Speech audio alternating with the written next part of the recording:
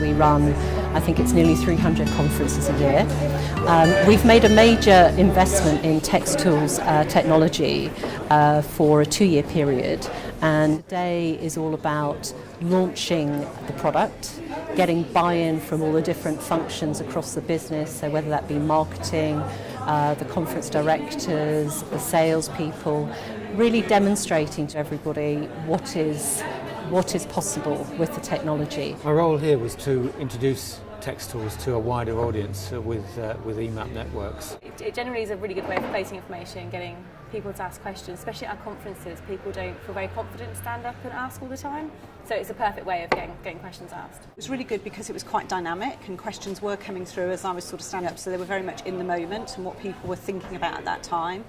And I think it was also useful because it gave people the chance to have a voice where they may not normally want to put their hand up in a large group and ask a very personal question. It highlighted a lot of things that we'll need to be aware of and things that we'll need to think about before actually just rolling it out at conferences.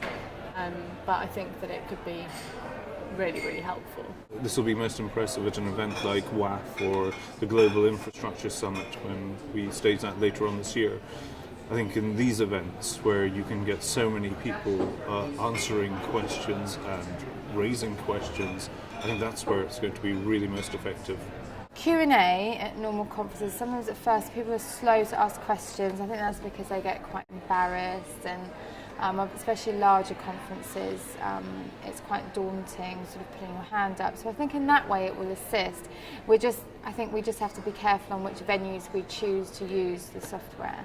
I don't think you can ever get away from the discussions and the actual face-to-face questions, but I definitely think it's going to help us, definitely. I think a lot of people go to conferences because of the interaction with human beings. They want to hear how fellow human beings do things, carry out their work, are passing on information.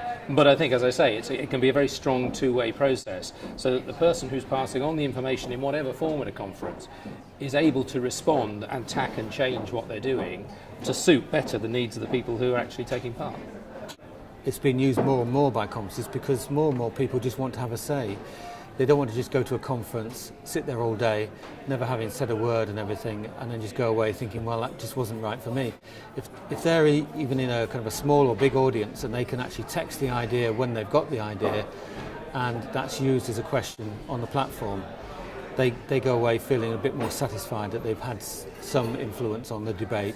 I think it will influence the way conferences are run, but not necessarily take over or anything like that. I think it's complementary and adds huge value, really.